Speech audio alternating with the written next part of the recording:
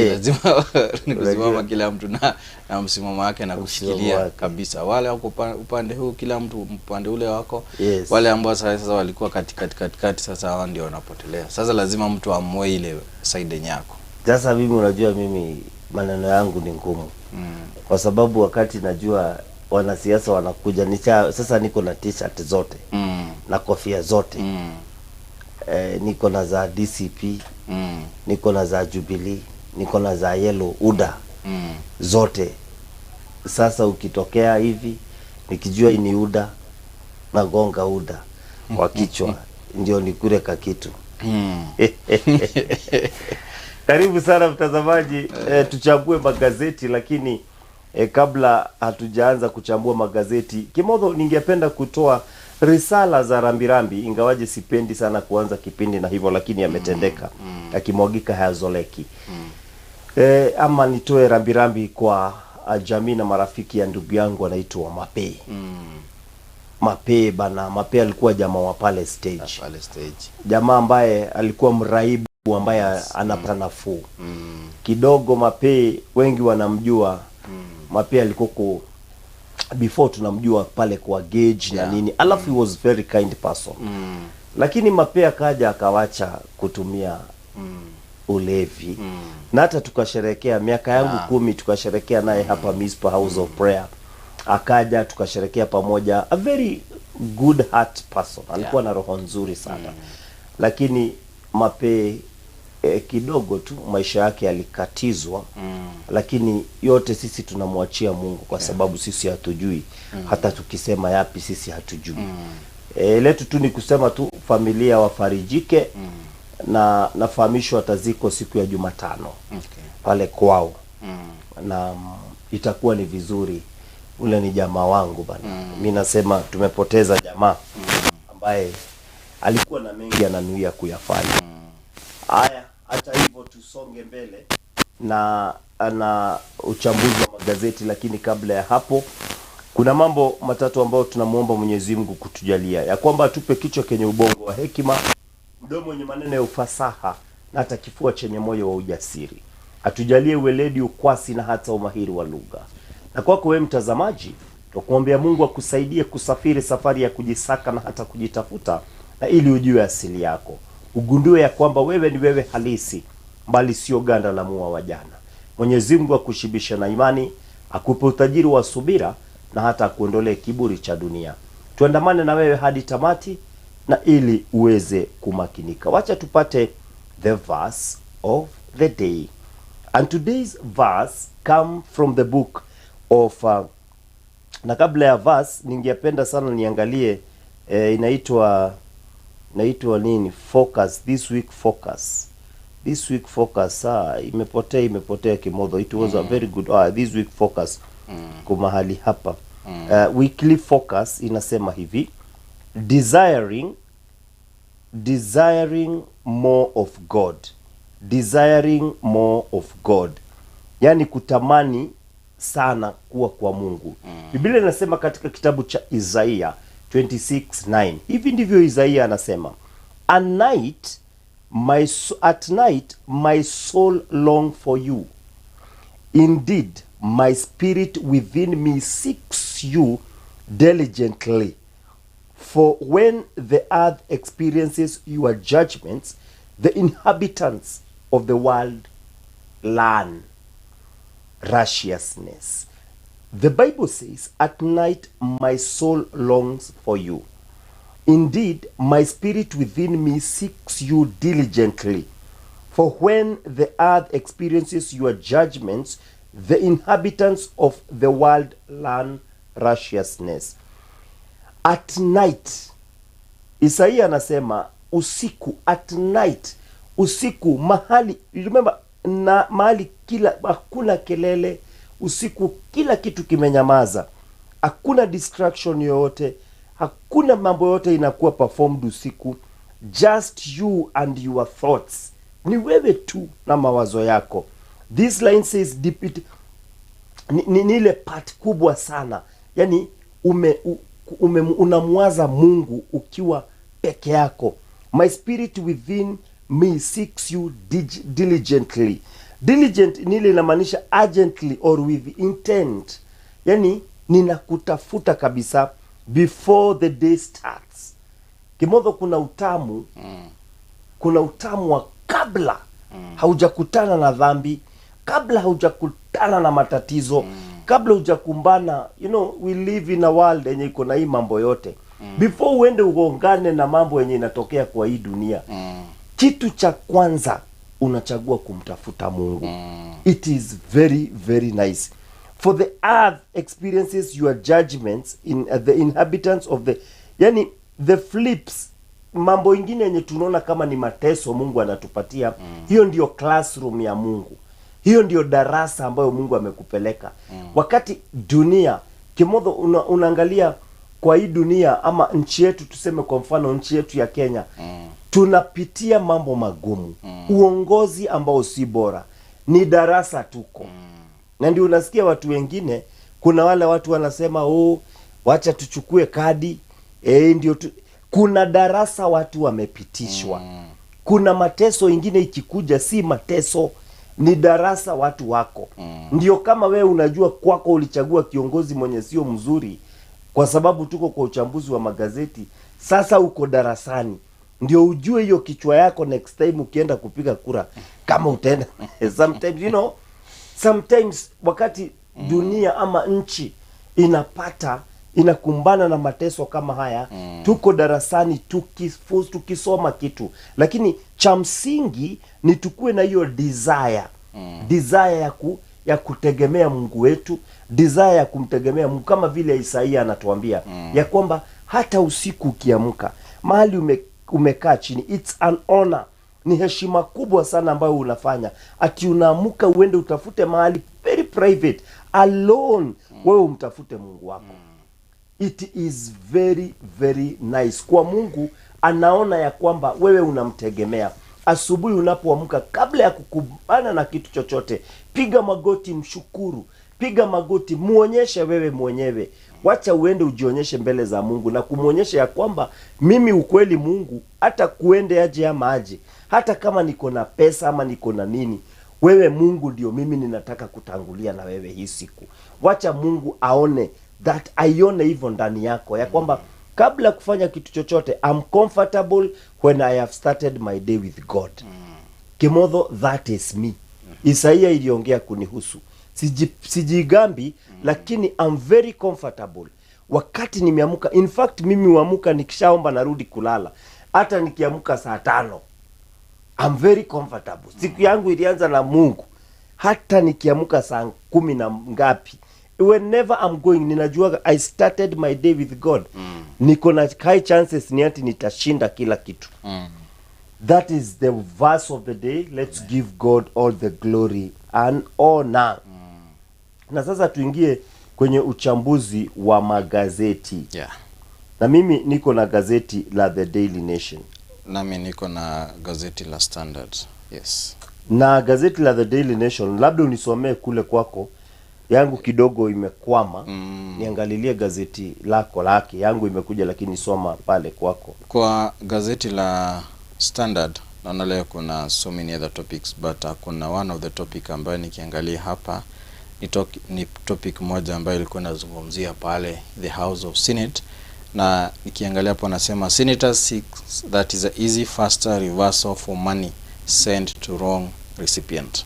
So this was a discussion ambayo ilikuwa na discussio pale kwa Senate, because mara mingi tunajipata ya kwamba that is kuna ile ka process wakati pengine ulikuwa unatumia mtu that is a pesa, unakosea kidogo, and then ukishakosea kidogo kwa sababu ya maybe haraka ama shughuli zenye uko nazo, inarudi inaenda, baadaye ndio unakuja kugundua kwamba hiyo pesa ilienda. So they argue that in many circumstances affected consumers are left to pursue recipient directly with the limited that is a support from the service providers, notwithstanding the fact the transaction occurred on the platform owned, operated and controlled by the service provider, who also earn revenue from the transaction. So this was also something that was discussed, and yule ambaye alikuwa anafanya some of the statements. Kuna Nandi Senator that is a Samson Cherargei sought a statement from the Senate Committee on Information, Communication and Technology regarding the protection of consumers who lost funds through numerous mobile transfers, particularly on M-Pesa and other mobile, that is a platform. So they are arguing that that is the service provider ambayo now wanahusika, that is kwa haya maswala, they should now try to fast track on ways or mechanism that they need to sort.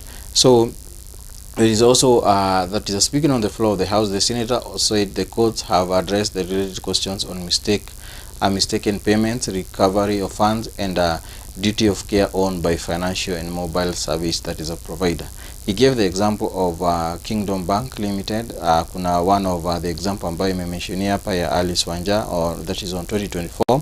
Kuna hii kesi ambayo iliweza kufika pale, and that is kuna ile, that is some of the payments that by mistake is recovered, and the received institutions are expected to act, that is according now to how they're supposed to do. So ukiangalia hapa, so it is a story ambayo pia imeweza kuangazia hapa ya kwamba imeshafika pale, that is kotini, ili waeze, that is kufafanua, kwa sababu saa zingine unakuta the service provider anashindwa kufikia hizi pesa ambazo zilienda mahali pengine, na hiyo mahali haikuwa inafaa.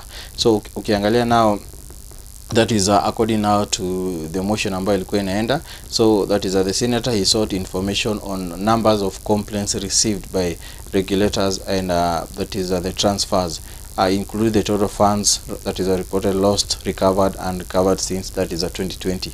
So so hii ni mswada ambao, that is alikuwa anasema ya kwamba the existing procedures and timelines supplied by Safaricom and other mobile service providers in tracing, freezing, reversing, or recovering funds sent to, that is enumerous upon notification by affected consumers. So ukiangalia hii ni information ambayo, that is watu wengi sana wameipitia, and actually hata before that is the service provider, especially now Safaricom, kwa sababu inatumika na watu wengi, before wa improve, because wamekuwa wakienda wakiimprove. Kitambo in fact it was so difficult, wakati pesa ilikuwa inaenda, ilikuwa so difficult hata kuweza kuirecover. Then wakaenda wakiimprove, kuna the reverse number ambayo iko pale. Actually sometimes kwanza before that walikuwa kwanza unapiga customer care inakaa before ichukuliwe, then ikichukuliwa mnafanya hizo procedure ambazo zilikuwa pale. Then watu pia wakaanza misuse the customer care ambayo ilikuwa iko pale. Then at the same time pia kuna the reversal, that is numbers ambao waliweka pale, but unakuta bado kuna, that is before hiyo pesa ifike upande ule mwingine, unakuta hata ukifikia pale unakwambia pesa ni kama ilitumika.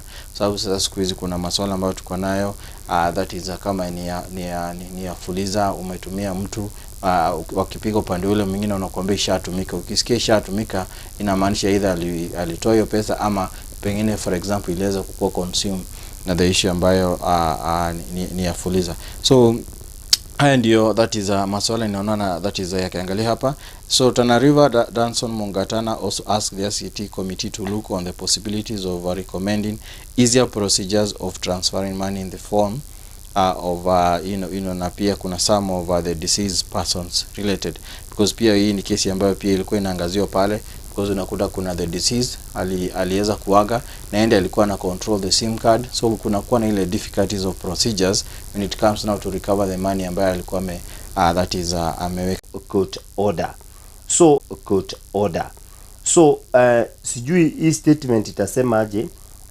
Kuna picha hapa ama images shown erected tents and vehicles at the new field hospital at Laikipia Air Base in Laikipia County on June 2, 2024-2026.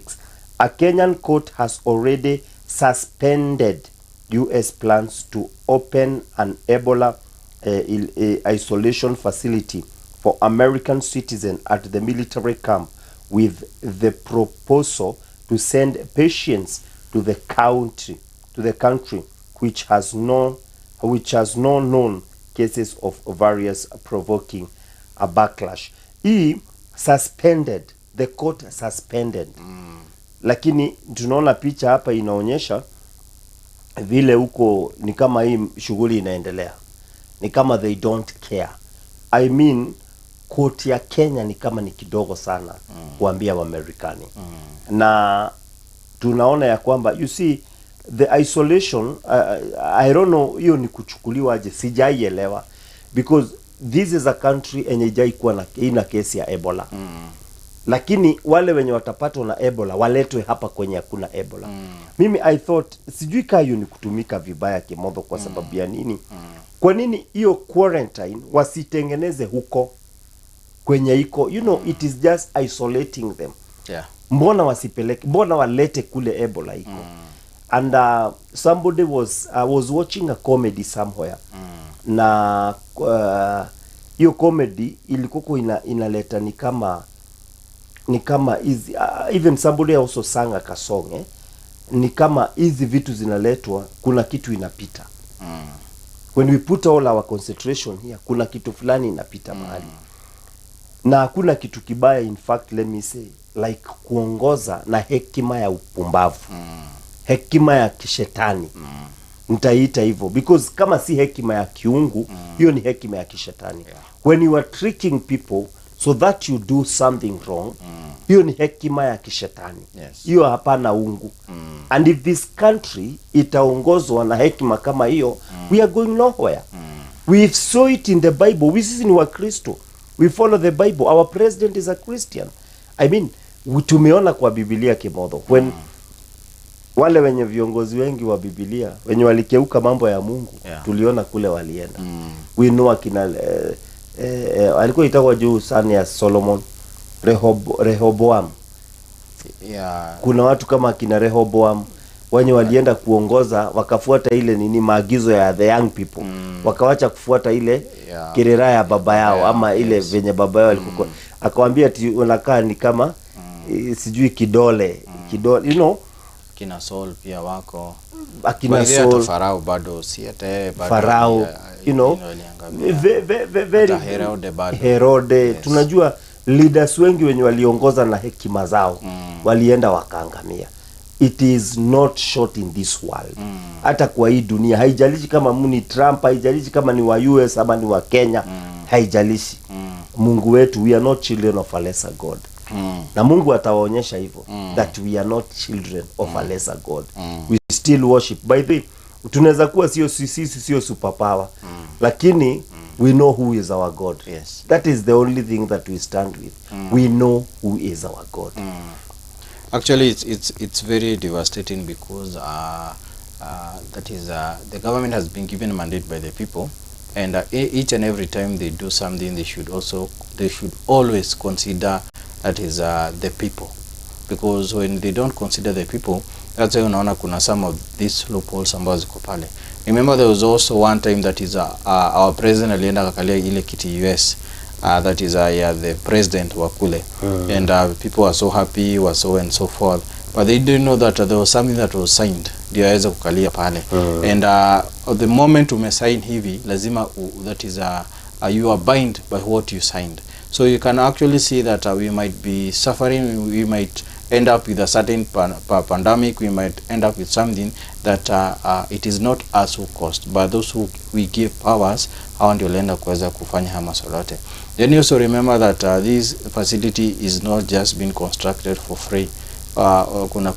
Kuna ile pesa ambayo iko pale around to 1 point something or some billions ambazo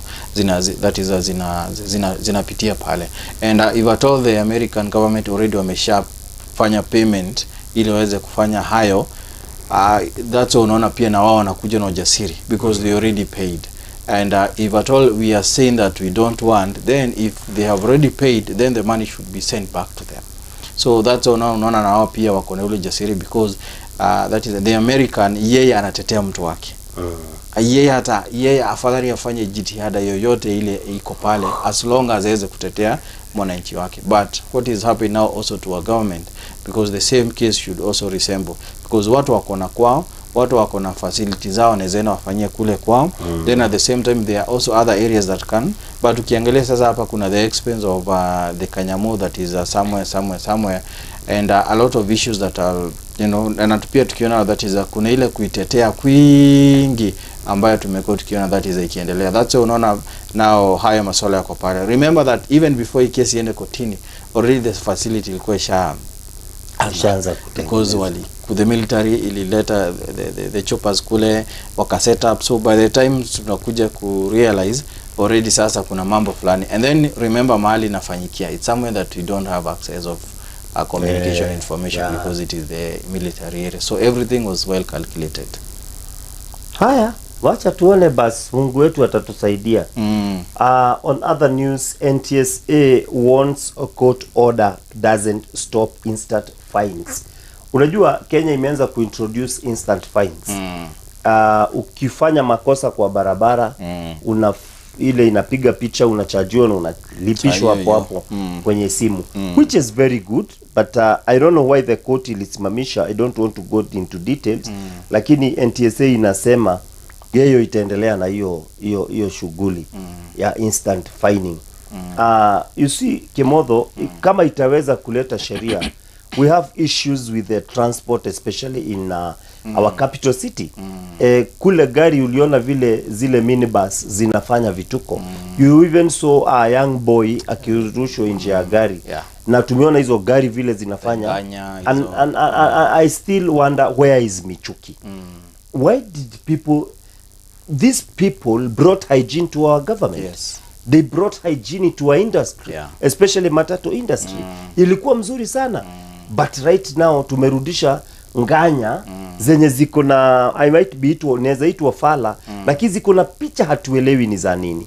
Hatujui zimepigwa, zimechoro michoro, ingine inakaa michoro kishetani related to very demonic things. Na hiyo basi unaingia.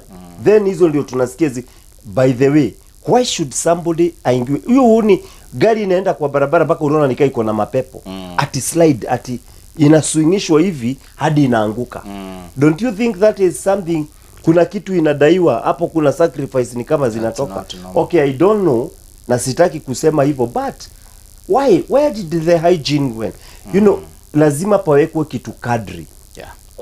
Kwa nini kumekubaliko sisi wote tuweke rasta? Because kuna kushave not everybody loves, but at least it cuts across.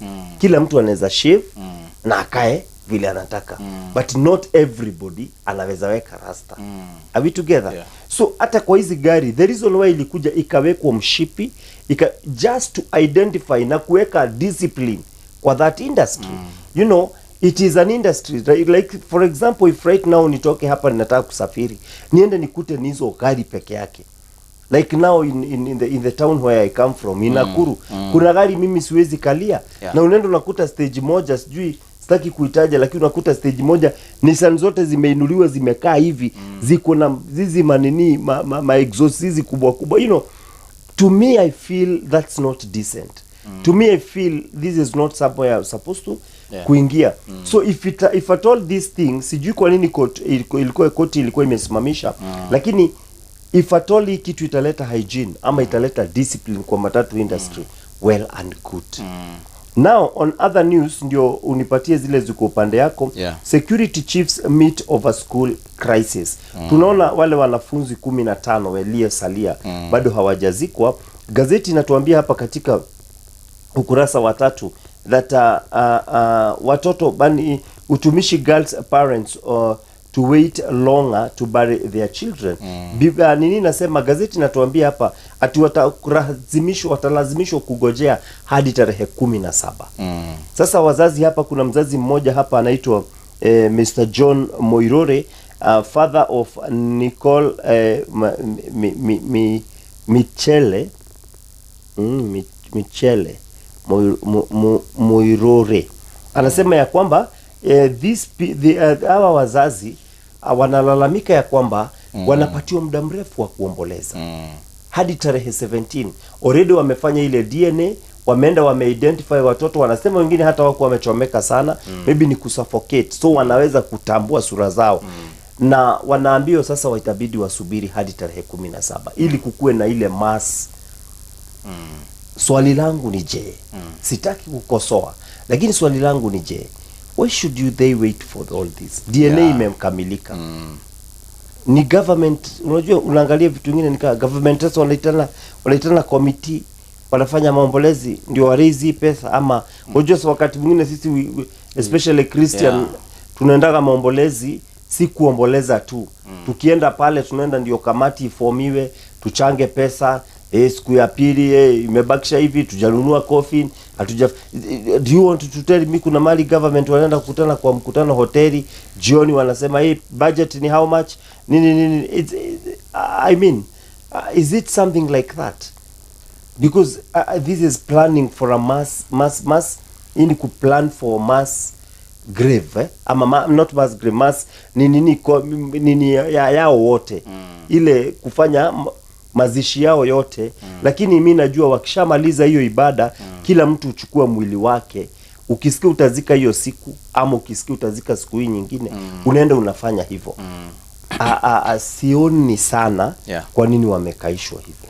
Actually it's very unfair because kuna ile traumatization ambayo wazazi wamepitia. Na pia at the same time ni vizuri pia kama kuna ile mass already wanataka, na ni from the side of the government inasema hivyo, hiyo ni kitu wanafuata wakuwa wamefanya education because the process already zimekwisha. Na pia at the same time also tuliona that is pia wasiwe biased because tuliona kama kuna yule ambaye releasiwa that is from the Muslim community na already alisha that is azikwa during this weekend kwa sababu ya tamaduni zao, ama kwa sababu ya culture yao, ama kwa sababu ya that aspect. So ukiangalia kuna sheria fulani inafuatwa kwa wengine, ila hali pia kwa wengine they are not being considered because we all of us we are protected by the constitution. But wakati inaonekana wacha tuharakishia kwa sababu masuala yao ama religion yao inasemaga hivi, pia they should also consider the fact pia hao wengine pia wako na their own religion, na pia hao wengine pia wako na their own custom ambayo iko pale. Then at the same time the more wanadileisha hii kitu ni kitu ambayo pia wangetaka pia na wao ikwisha mara moja ndio waanze the healing process, because the healing process cannot start kama hawajakamilisha hii kitu ambacho kimeshawaletea haya majanga yote. Then at the same time tuliona that is from one of the local television wakisema kama government walisema watapeana 200,000 for each and every family ambao walikuwa affected for these processes, and like what wale ambao walishafanya walisema hao hawajapata hiyo msaada na bado imewakost na imewagharimu mambo mengi sana. So this is something that they should actually fast track, wasidileishe, waimalize tu kwa haraka. Kama mamaliza mama na DNA waimalize kwa haraka, watu wapatiwe that is mwili watoto wao, waenda wamaliza na this process just to avoid all this trauma ambayo imekuwa pale. Very true. Na ni leo ndio Mheshimiwa Gachagua kunaenda kutangazwe. Yeah, actually is the same story. Iko hapo. Yes. Okay. Leo sasa Gachagua alisema ya kwamba magazeti nasema Gachagua ako tayari kwa chochote ambacho koti itaamua. Lakini ikiamua bado alikuwa kwa impeachiwe, anasema ataenda kwa advance. Yeah, alisema ataenda pia kwa the other court ambayo ziko pale. But is something interesting when wakati inafika ni masuala ya watu fulani kushughulikia mambo fulani kule kotini. Because ukumbuke hata wakati hii case ilikuwa inafailiwa, among the other cases tumekuwa tukiona pale za wakubwa, imekuwa inapelekwa pale na notification ya kwamba it is a matter of urgency, it is a matter of I don't know, national something whatever. Kuna ile majina makubwa huwa wanaenda wanaipatia pale. But the question is, unakuta kuna mtu ambaye ako remand for 1 year, kesi yake bado haijasikizwa. Ukisikia kuna mtu amekaa for 5 years, bado kesi yake haijatatuliwa vizuri. Ila hali kesi kama hizi kwa sababu ni ya watu wakubwa, unakuta inakimbizwa pale, inaweza kumalizika na kuweza kusikizwa. Na hawa tu the same judges ndio bado wako na kesi zile za wale ambao wako pale. So this is something that needs to be really addressed with, especially with the Law Society of Kenya ambao wanahusikana na haya masuala. Waangalie ni jinsi gani pia wale wengine pia wanaweza wapatiwa that is the fair that is a try ambayo inatakikana pale. So today kuna hii kesi ambayo bado iko na kuna a lot of argument ambazo ziko pale from the lawyers of the former deputy president. Na nikiangalia hapa that is Paul Mwite ambaye ni senior counsel, alikuwa anasema Mwite argued that the constitution provides 74 days period of replacing a deputy president and the process was completed in 12 hours. So those are some of the issues, because pia kuna comment from the IBC wanasema sasa hizo hakukuwa na commissioners, kwa hivyo hakuna mandate ambayo wangeweza kufanya. Pia at the same time wanasema kama kulikuwa na ile issue ya that is a incitement ambayo alikuwa that is amekuwa alleged nayo, wanasema pia ingeenda that is kwa National Cohesion and Integration Commission ambayo ni NCIC. So kulikuwa na lot of argument ambazo ziko pale. It's also good that is each and every person ambaye amepatiwa the power of mandate to remember that whatever you do, you're not doing it just for that that person. You have to remember that tomorrow anything can happen to the same that is to another different person in the same, maybe the same manner that also happened. But if we follow the law is very clear. This is what's supposed to be done. This is how it's supposed to be done. Itakuwa inasaidia sana. So hiyo kesi that is inasubiriwa leo ili tuweze kusikia vile ambavyo itakuwa, but also pia we also need interpretation of the constitution if the constitution was followed clearly the way it's supposed to be done. Yes, lakini nitakwambia everyone for himself, God for us all. But wale majaji ambayo wako pale, Maraga siku moja alisema ya kwamba wanawakilisha Mungu hapa duniani. Sio mapasta peke yake huwakilisha Mungu. Lakini mtu yeyote ambaye amepewa majukumu ambayo Mungu hufanya hapa duniani unawakilisha Mungu. So sijui wewe utamwakilisha Mungu kivipi. Sijui kama ukitoka pale kama judge, watu watasema yule judge alikuwa ni judge anayemwakilisha Mungu. Now inaonekana ni kama tumemaliza Kimodho. Yeah, so tukimalizia tu ni kusema thank you to our viewers kwa kuwa pamoja na sisi, na pia kuweza kuwakumbusha ya kwamba tuko na the Sonship Summit ambayo tuko nao mwezi huu, na tunakaribisha kila mmoja ili tuweze kuja that is kupata that is maarifa zaidi, na pia the same time tuweze pia kupewa guidance, because unajua sasa ni vizuri kupewa ile hekima na wale ambao wako mbele yetu. So karibuni sana, na pia that is kuna numbers on your screen kwa wale ambao wangetaka kuboard. It's good to book that kufanya hizo that is booking mapema, na pia for any other clarity ambayo unaweza hitaji, you can also communicate with the number that is there. Thank you so much. Have a blessed day. Biblia ni kitabu kilichoandikwa na watu wenye hekima ya kiungu, na mafunzo ambayo yatakuwa yakiendelea pale kwenye hiyo summit ni mafunzo ya kiungu. Ni mafunzo ambayo ilipokuwa ilianza na wana wa kiroho wa mitume Jesse Karanja, lakini ikapanuka ikaenda sasa sio hata ya Mizpah peke yake, ni ya wale hata sio wanawake wa kiroho ama watoto wake wa kiroho, ni ya wale wote ambao ni viongozi na vile vile wananuia kuwa viongozi na hata wengine wanaoongozwa. Ni vizuri ukija pale uweze kupata mafunzo. Usije ukajiuliza mbona watu huita wengine dadi, wengine wanamuita mama. Wacha kujiuliza hayo maswali.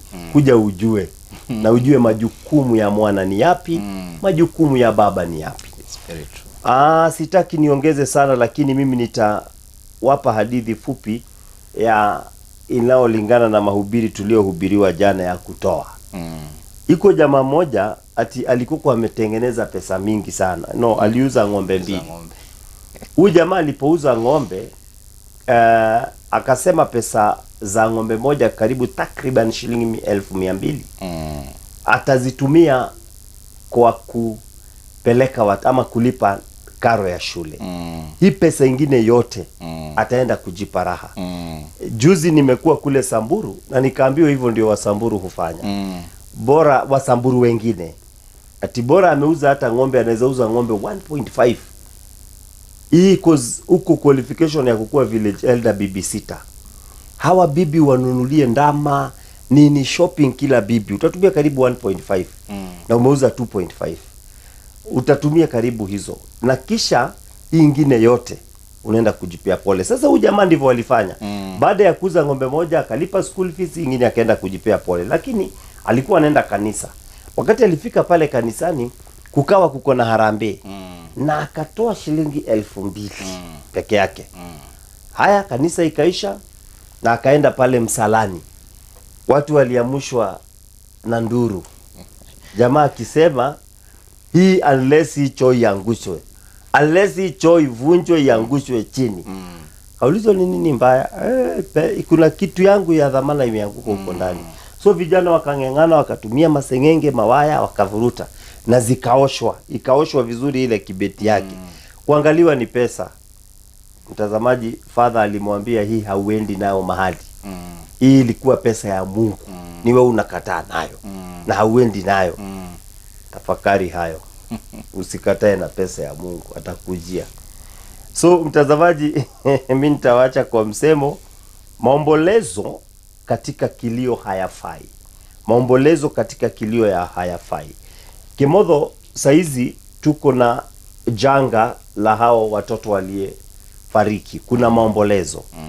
Na kisha nitatamu kukuja kuongezewa hizi siku ni kuleta maombolezo katika kilio. Ni msemo unaotuonyesha ya kwamba mahali tayari pana kitu ambacho kinafanya wengine walie, usije ukaleta kitu kingine cha kuwafanya walie. Kama hauna kicheko kule, wewe wachana na hiyo maneno. So mtazamaji, kufikia hapo hatuongezi la mitume wala la nabii, ila tukukoma. Tuseme asanti sana kwa kuchagua runinga ya Mizpah, na iwapo tumekutendea ndivyo sivyo, tuombe uturekebishe kwa njia hekima, kwani hakuna mtu asiyekuwa na dosari. Lakini iwapo tumekufurahisha, ende ukawaambie wengine kutuhusu. Kutoka hapa studio, mimi na mwenzangu Kimodho, tunataka kuambia usione tuwajituma sana ukadhani kwamba tuwajitesa. Kwetu hamna kitu cha kuridhi ila tu jina la ukoo. Niwatakie wiki isiyokuwa na buktha, wa sala wa marahaba.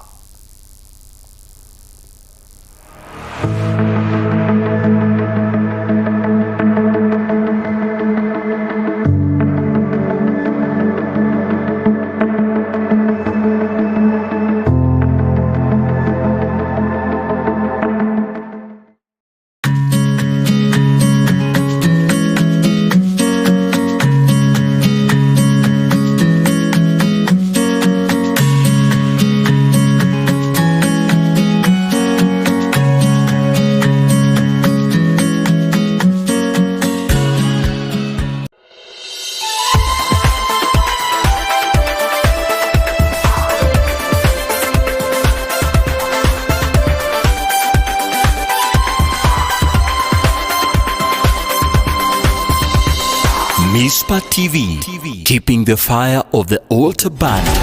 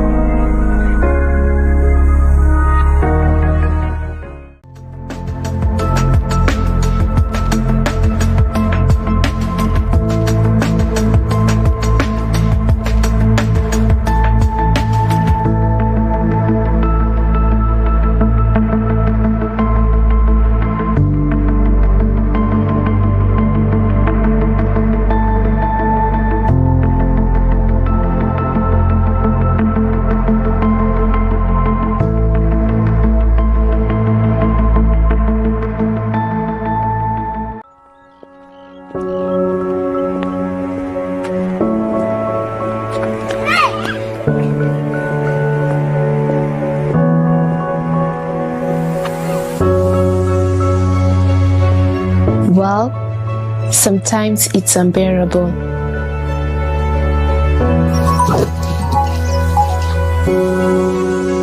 And we can choose to do the unthinkable. Hapa Mungu anaweza saidia tu.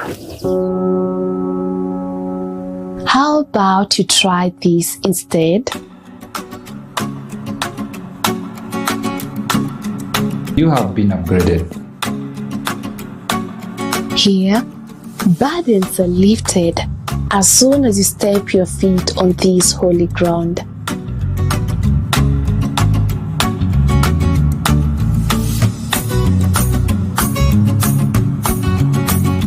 You have been upgraded. You are upgraded to wait upon and receive from God.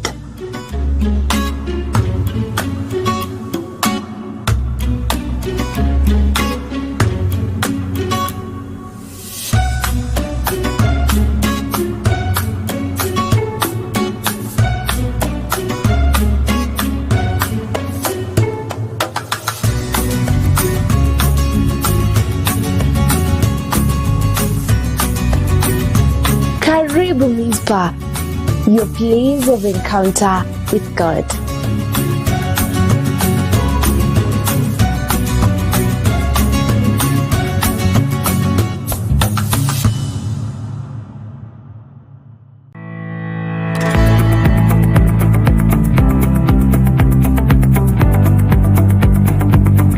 Ninaamini tunapotafuta uso wa Bwana, makusudi ya Mungu yanashuka, ulinzi wa Mungu unashuka.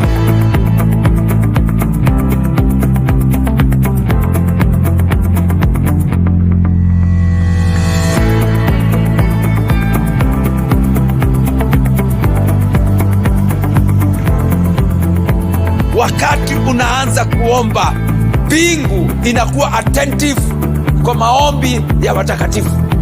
Mbingu inakuwa attentive kwa maombi ya kila yeyote aombaye kwa imani.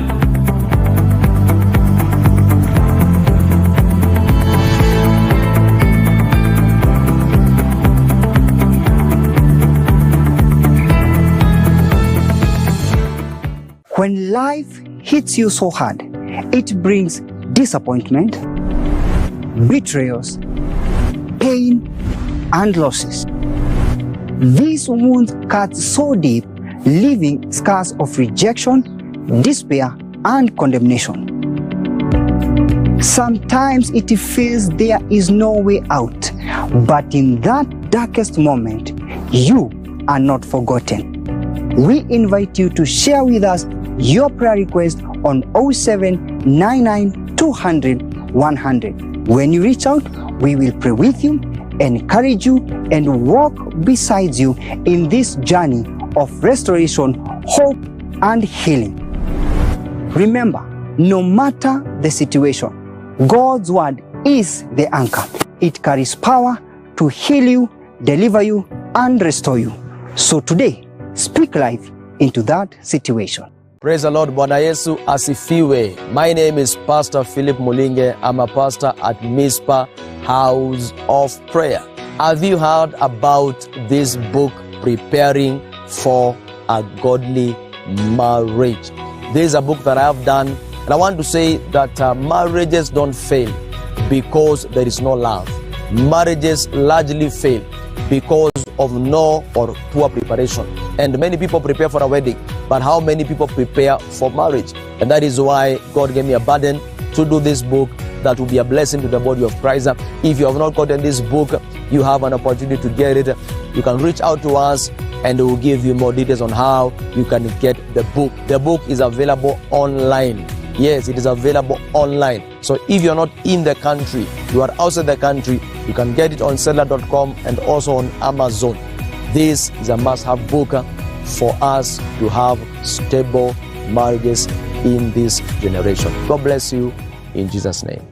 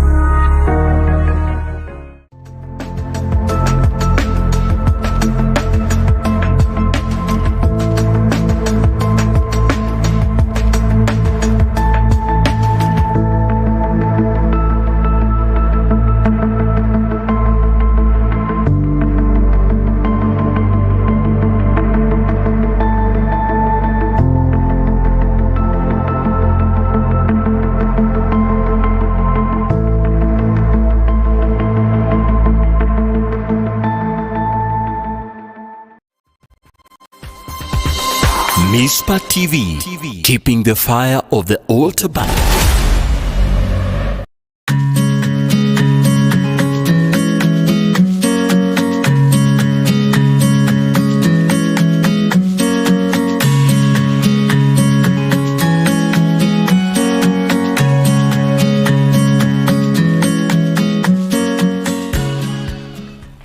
A very good morning to you. Welcome, and this is Money Monday, your go-to show for financial tips and strategies on how you can become a great entrepreneur, and for the day-to-day people, help you become that is financially independent in the future. I go by the name Angela Kabete. And today on Money Monday, we're exploring something that is really interesting, one of the biggest wealth building opportunities in our generation and also in the global trade. And that is turning global markets into local profits. I don't know kama ushaisota and you're like, what if nianze kuimport vitu kutoka majuu? What would happen? How does that process look like? What do I need? You know, we see things made in China, made in Japan, but how do they get into a market that is in Kenya? How do the supply chain work? And tukiangalia statistics, every day thousands of containers enter Kenya through the port of Mombasa, carrying that is electronic, fashion, machinery, furniture, and products that power businesses across our country. And Kenya imported goods and services are worth nearly 19% of its gross domestic product. That is a report or a survey that was done in the year 2024. And according to the World Bank data as well. And imports are valued over $23 billion, showing how massive the trade industry has become. So are you interested in exploring this opportunity? Because we need to. So make sure that you stay tuned, and also can get to interact with us on 0799 200 100 in case you have any question, you know, get to interact with us. And the good thing, today's guest on Money Monday, we are privileged to host that is Esther. She's also an aspiring NCA that is at Viwandani in Naivasha, and she is an accomplished international business professional and a China-Kenya sourcing and logistic expert with over 7 years of experience helping entrepreneurs like you to access that is the global market. So without further ado, help me welcome her to the show. Esther, how are you? I'm very okay. You're Thank you, Auntie good? Yes, I'm doing good. Karibu sana. Asante sana. We are really honored to have you today. That is on Money Monday, and I'm sure people are going to learn a lot of things on matters to do with that is turning global markets into local profits, especially matters to do with imports and exports. And I'll start by asking you, before we dive deep into this, what is that one thing that made you to focus on this? Actually, let me say what made me focus on it. It's poverty. Poverty? Yes. Okay. The fear of being poor is one of the things that made me or pushed me to really want to dive into business. Yes, and probably the chance of being in China, whereby in China I got to explore. Yes. Oh, that's very interesting. Yeah. Poverty. Listen, are you in poverty? No. Two different worlds. Yes. That's very interesting. And many Kenyans out here hear about that is importing, and they don't actually understand the business model, how it looks like. How would you simplify the import business for an ordinary Kenyan who is watching you right now? Okay, business imports. When we talk of imports tends to be a very big name. And what comes to our mind is that when I talk of imports, China to Kenya imports, we think of, I must have millions of money for me to be able to import anything from China. For an ordinary Kenyan like me and you and others, what I would say is that imports, it's something that anybody can do. You don't have to have millions to do imports. You can even have just 20,000. 20,000 can do Yes. imports? Oh, okay. 20,000 shillings, 10,000, and you can import. Yes. And how now does, if probably I may save 20,000. Now, how do that model look like? Okay. Now, when I talk of you can start small. Okay. You don't have to start so big with the thousands of shillings, millions. When I talk of something like 20,000, you can have a strategy of what do I want to import from China. All right. For instance, in Kenya, we don't have something like the jewelry, a factory manufacturing that, but we have them in China and we sell them in Kenya. Something like that. It's something you can start small and you're able to import it from China to Kenya. All you need is to have someone like Esther who will link you to the factory in China. Now we are able to get the quantity you can afford and to bring it in here. Yes. Okay, that's a very interesting, because you've said that one can start small, you don't need a lot. Then what are the requirements?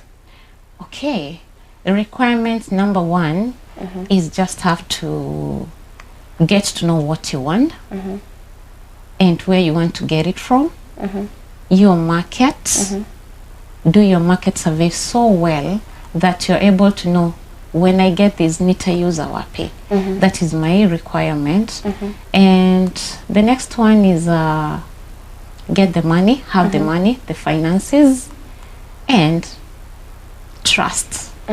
Trust is key in this business, because if I'm going to be your bridge between Kenya and China imports, you must trust me, I must trust you.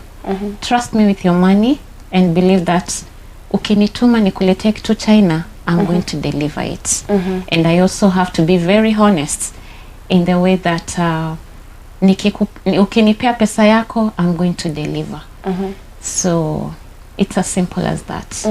Yes. And before, let's say, for example, I focus on, let's say, importing something, what is the determiner, or what is the sign that, or how do you study the market so that itakwambia you can start importing this and that and that? Okay, actually that's a very key point, because what I've noticed with so many Kenyans, when they come to me and tell me, Esther, I need to import something from China, but nitanunua nini nina move. I always tell them, no, go back, study your market. Where do you want to sell this product? So that I'm able to know, you're able to be able to know which product am I going to buy and which quality. For instance, when you look at Kamukunji, Kamukunji has the small commodity products that we really need on our day-to-day activities. When you look at somewhere like, let's go to Kenyatta Avenue in Nairobi, there we are going to have the high-end products. Now, when you're asking me, Esther, which product can I ship from China? Now, my question will be back to you. Which is your target market? Are you going to sell it in Kamukunji, or are you going to sell it in Kenyatta Avenue, Nairobi? You get it, huh? So, now if you want to sell it in Kamukunji, then it's obvious that we are going for not a very high-end product. So now I'll be able to know what type of products am I going to focus on, and the quality as well. If your target market is the Kenyatta Avenue, the high end, then I'm going to be able to let you know. Now we are going to focus on this quality, because this is the market we are looking at. Yes. Okay. And I love the way you have explained it. And the key thing here, what I've got from what you've said, that is more about studying that is the market and understanding it, right? And when it comes to, because you've said utamsaidia kujua, that is the quality yenye atachukua depending on the place and the pricing. Do you also help them to decide on the price, or on matters to do with import? Will that be a determinant on the price that you'll sell that product? Sure, it's going to be a determiner, because number one, there's this thing that has always gone around saying that everything from China is fake. But what I'll say is that Chinese produce the best. medium, and low quality. Okay. Your money determines the quality you get. Oh, okay. Yes. So, how much do you have for us to be able to know which quality are we bringing in for you? Yes. Okay. So, I'm going to advise you on if this is your target market, then let's go for this quality. Let's go for, now this is going to be the cost. This is going to be the shipment price. All the way until the product gets here. So you'll be able to know, before you make your order, you'll be able to know how much am I going to spend on this product. For instance, if it's a phone like this, All right. I'm going, before we buy it, I will give you how much does this phone cost. What will be the approximate shipping fee all the way to Nairobi. Then now look at your target market. Do your math. How much am I going to sell this phone? Then after that, you're able to know how much profits will I make. Now, is this an appropriate business to do or not? Because for sure, I'll let you know that there is what you can order from China, and by the time inakufikia, it becomes quite expensive. You'd rather buy it in Kenya. It become quite expensive when it is reached, that is Kenya? Yes, for you. So I would advise you, enda kamukonjo nunue. Usinunue hiyo kutoka China. Yes. Oh, that's interesting. Yeah. And it means that people really need to study the market and also understand the nature of the business that they want to do. Sure. And as we're helping people understand that is the import business and how it works, and so that they can get to benefit or get profits, what products currently are having high demand and a high profit margin that you would advise even a common mama mboga to shift and start doing that? Number one, I would go for the jewelry. It has the highest returns ever, and we bring it into the country faster than any other, because when we go to the likes of cosmetics, jewelry, you don't need to take it through the ship freight. That one we just need to bring it through air freight. So it's going to be very fast, and the profit margins are quite high. So that is a market that I would advise anyone to go for, because I'll tell you, there is enough market for everyone. So don't be afraid that I am selling this and you're selling it. I believe that there is enough market for everyone. So for instance, if you want to, you don't have that much money and you want to start, anza na hiyo ya cosmetics, jewelry, that one will be giving you better margins than any other, and so fast. All you need is to market your work. And apart from that one, because it sounds like inangukia mambo ya fashion sana, is there another one that one can dive in? Yes.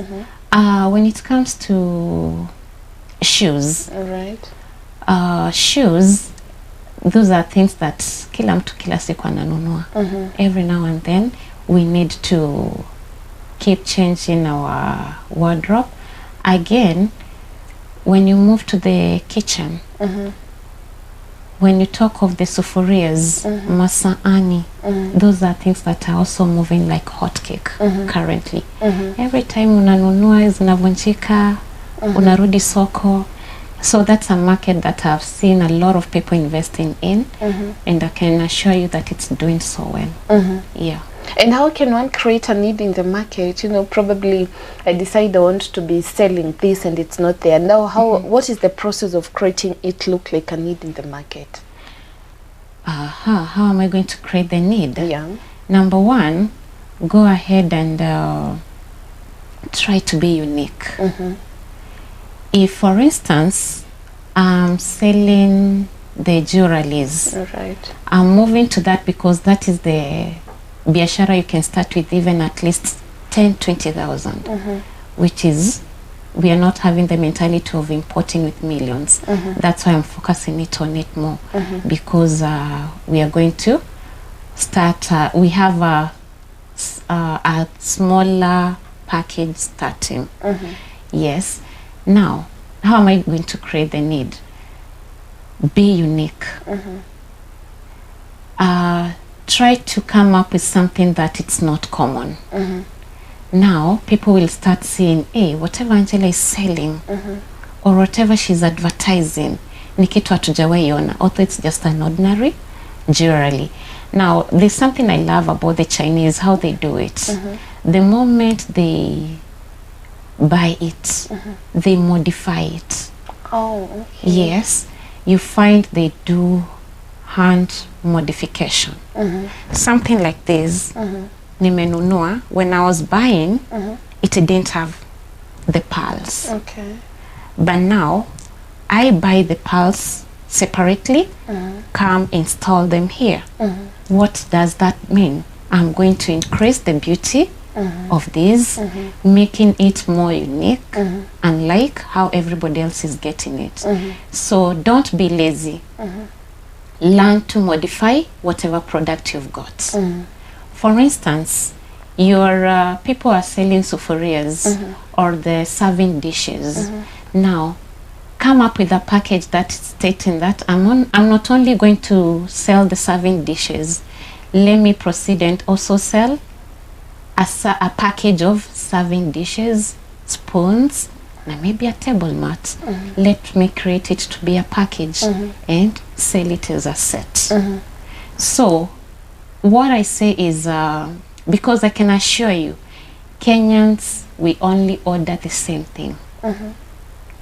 Today, when I'm getting an order for instance, Angela, you sending me something from China, 90%, I'm not expecting you to send me anything sijawahi nunulia mtu.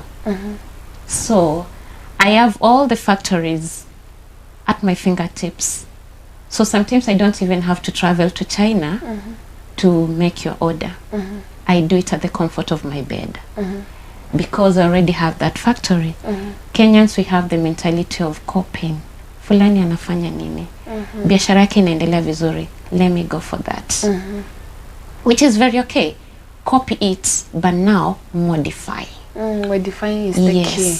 Like add value, that value addition. Now you become different from the rest. You say that he is modify and add value, and you say that also people need to stop being lazy and being creative. Yeah, be creative. Yeah. Oh, I love that. So to those people aspiring to be entrepreneurs, that is in the future, probably you're an entrepreneur, please make sure that you modify what you have and be creative as well. And before we go for a short break, there's something key that you mentioned, that as an entrepreneur, especially what has to do with imports, make sure that you be unique. Many people tend to think that I can be unique by selling the products at a low price. What do you think about that? No. You can never be unique by selling at a low price, because definitely, if I'm getting the product at the same price with you, now when I sell it at a low price, I'm reducing my profit margin, and yours is on the your profit margin is higher than mine. So that is to definitely mean that you're making more money than I am, yet I'm trying to compete with you. Now that is where the laziness comes in. How? Don't be lazy, be creative. We are ordering the same products, whereby we expecting it to sell the same price.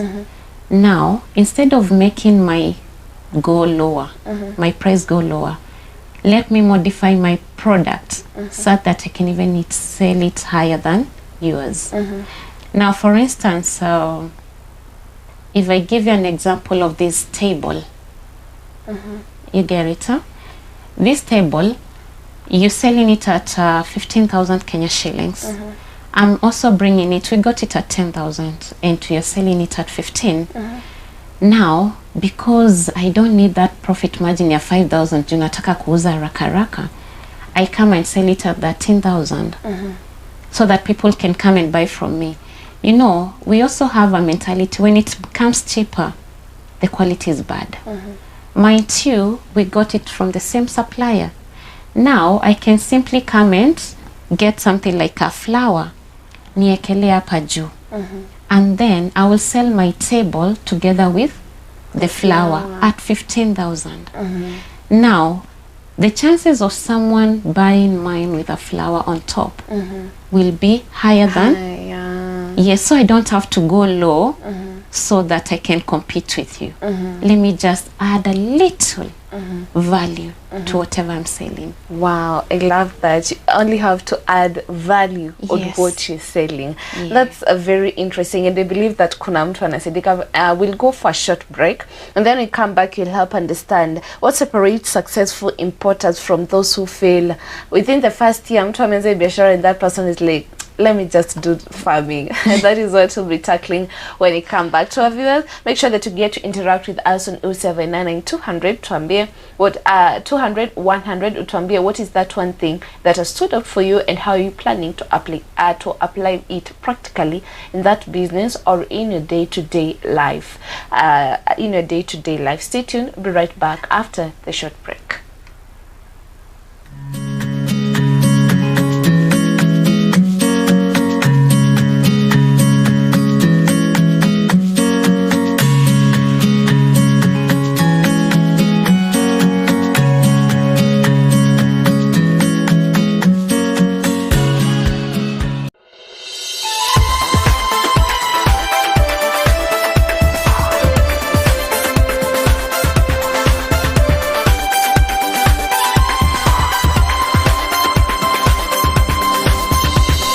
Mizpah TV, keeping the fire of the altar burning.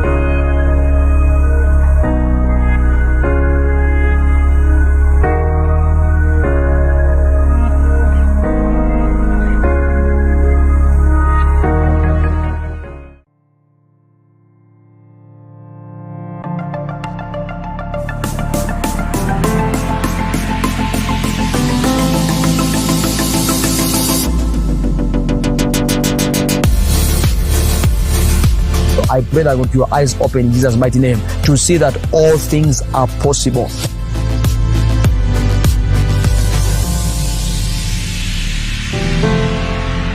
So all things are possible to them that are born again.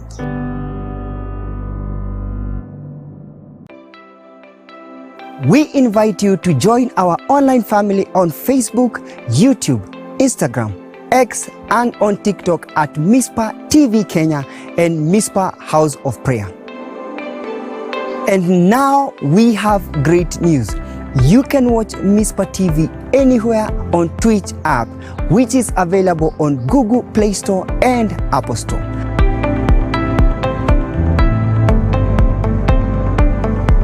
For great inspiration in worship, word and prayer, and other entertaining and encouraging programs tailored for you. Welcome to our online family.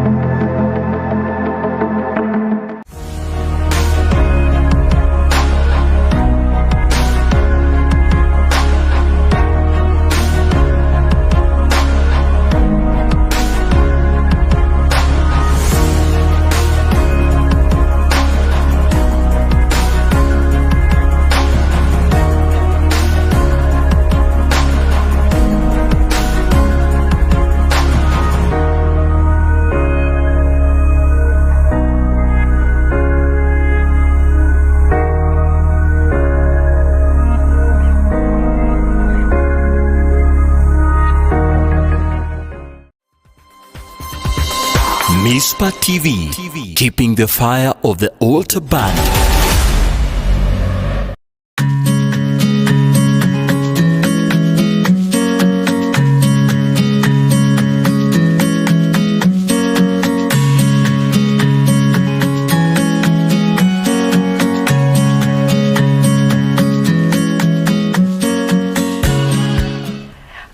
Good morning to you. Welcome back, and this is Money Monday, your go-to show for financial that is strategies on how you can become a great entrepreneur, and for the day-to-day people, we help you become financially independent in the future.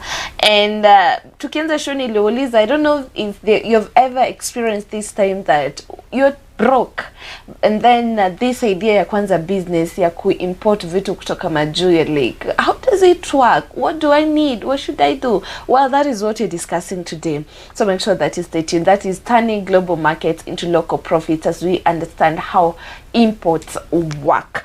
And I'm back with my guest Esther Mutindi. Welcome back. Thank you. I really loved the way on the first session you explained how the import markets look like, and something that it sounds like it's something that is really interesting. And the good thing is say that anybody can venture into it. We don't need a lot. I really love that. That was good and an eye opener to many people.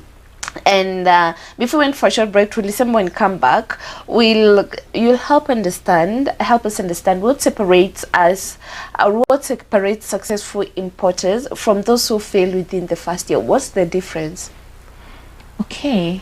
Yeah, there are times that you start the business, and after a very short time, you give up along the way. Number one reason, because I am a victim.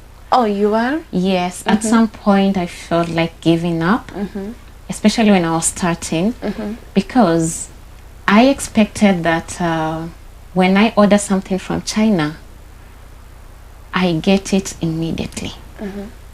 In terms of the period importation? Yeah, the period of importation. All right. So you find like most of my clients are asking for goods from China, but they don't have the patience to wait. So they're like, it has taken too long for the product to arrive to me. My customers sina stock, na mzigo ijatoka China, ama iko kwa njia. Now what am I selling? Wanna give up.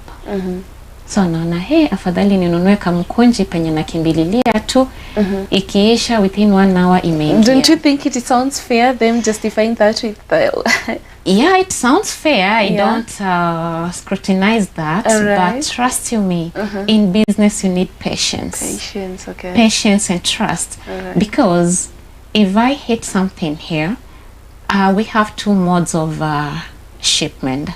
We have the air freight and the sea freight.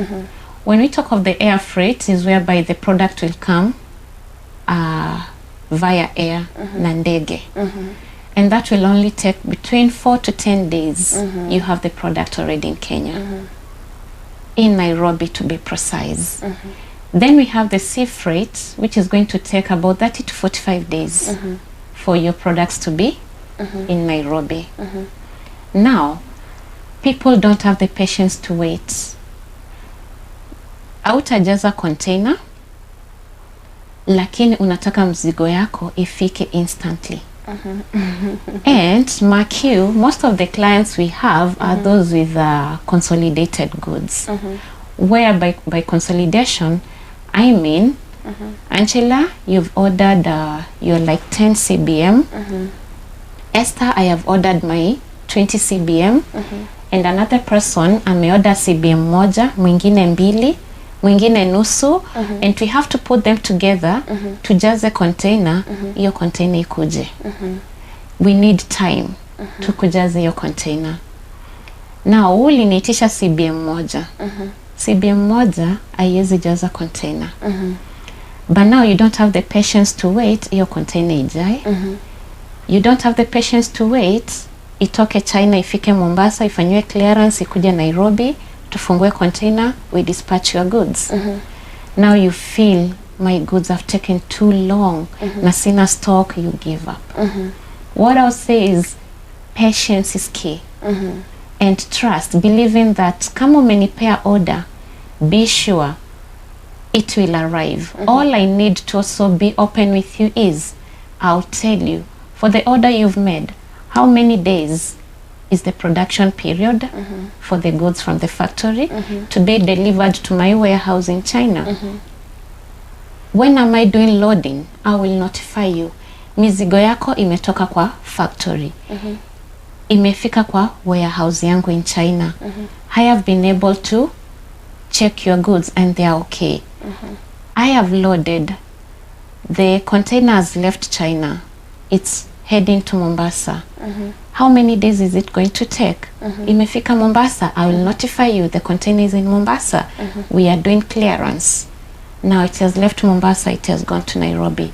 Your goods are ready for pickup. So all you need is that patience. Mwingine anasema zimekuja za fulani zilikuja na siku kidogo, forgetting that fulani alileta na ndege, which only took maybe 5 days, depending on the goods. There are goods that will come on a direct flight within 3 days, 5 days umeipata. The other goods that will not be allowed to come on a direct flight. So they'll take 10 days, which is longer. So that understanding is what people don't have, leading to a lot of losing hope along the way. And you hear things like, aliniibia. But indeed, sijakuibia. It's the patience that you don't have. And there are so many containers being cleared at the port. So if you don't have the patience to wait to have these goods cleared, then unafikiri ilifika Mombasa nimemaliza 3 weeks. How? But the port is also flooded. So many containers being cleared. Kitambo yako ifikiwe, we need time. Yeah. So the key thing that many people don't have, especially these people who are venturing into this market, the key thing that you're saying is patience, Yes. right? A lot of them, they don't have patience. Yes. Oh, okay. Something that people need to cultivate. And also, the channels they are using to get the products from China, they fail to communicate to the client. So najua ukinitumia pesa leo, kesho mzigo yako iko kwa meli inakuja. Forgetting, ukinitumia pesa yako leo, I am also going to forward the money to the factory producing your goods. The factory, we have to give them time. Kuna products zitatengenezwa within 3 days, they are delivered. Kuna zingine zita take 21 days, 14 days, depending on the quantity and what product is being manufactured.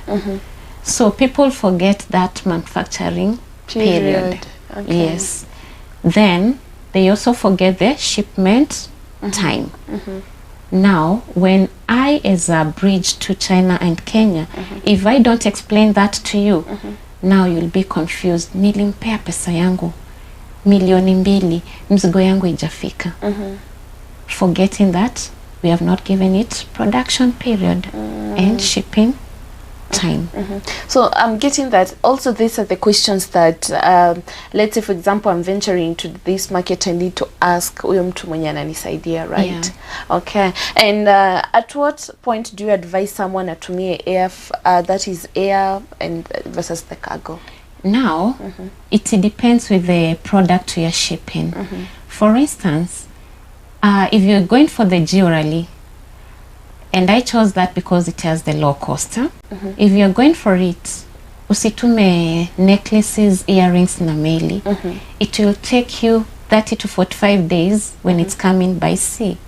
Whereas ukizituma, it will take you only 5 days umepata your jewelry. And the cost is very minimal when you're sending such using air freight. Because air freight will look at the weight. How many kilograms is this product? The sea freight will look at the cubic meter, which we call it CBM.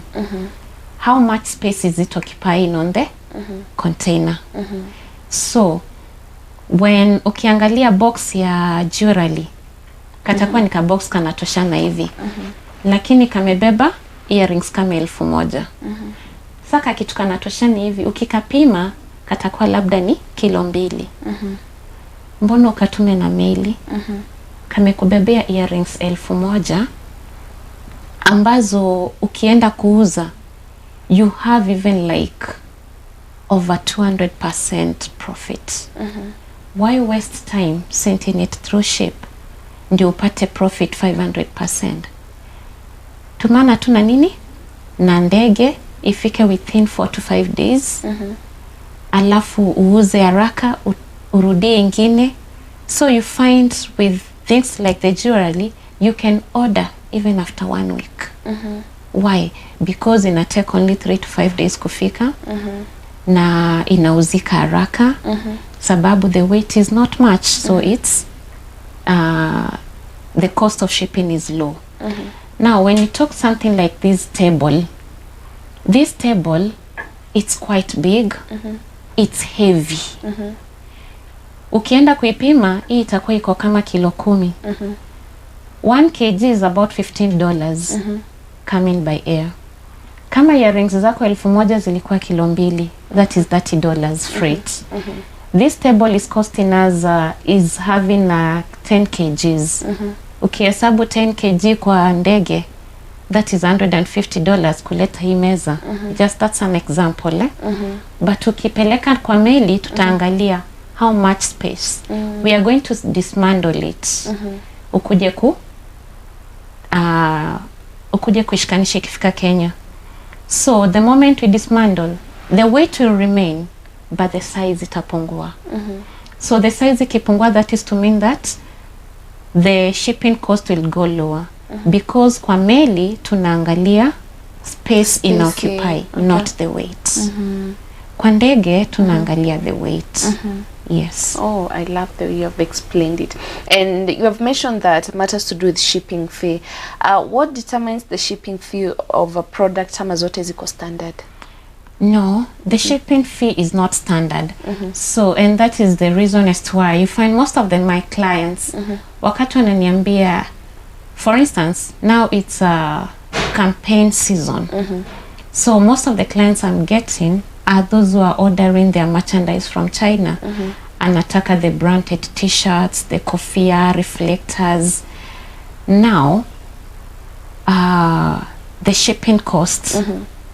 Whenever I'm giving you the price of this product, I strictly give you the buying price and approximate shipping costs. The shipping cost, I strictly tell you, hiyo utalipa mzigo ukifika Kenya. Sababu gani? Our economy is changing day in, day out. Leo hii nikikwambia, for instance, if you're shipping a reflector from China to Kenya, I will give it to you at the kawaida cost I'm getting it and shipping currently is 100 bob for a reflector. So if we order these reflectors, mimi sitakuitisha ile 100 bob yote. Nitakuitisha something like 80 shillings buying the reflector itself. Alafu the approximate shipping cost of that reflector is about 20 shillings. So this 20 shillings utalipa mzigo ukifika Nairobi. Why? Because the shipping, the customs, things change day in, day out. If I tell you that itakuwa tu ni hiyo 20, inaweza kuwa by the time we are clearing the container in Mombasa, the cost has gone lower. The cost has gone slightly higher. So what I do is give an approximate shipping cost. Be sure that itashuka kidogo ama itapanda kidogo. But I give you an average. Yes. And what influences that? Because you're saying inaenda juu ama chini, is it the Kenyan market? Yes, the Kenyan market, KRA. Yeah, mambo na what other products was that container carrying. So unapata the taxation inakuwa different. So but currently you find that 1 CBM it's costing about 60,000 Kenya shillings. And that doesn't make you feel that zile mizigo zako zitalipishwa 60. A CBM is quite a big space. That's a cubic meter. So kama umejaza vitu ndani, and maybe they are measuring 1 cbm exact. Now you will get the 60,000, kama mzigo yako will cost 60,000, divide it by the quantity of the product inside. So utajua hiyo kama ni meza ulikuwa umenunua, utakuwa umeipata kama 1 cbm ilibeba meza kama nini 100.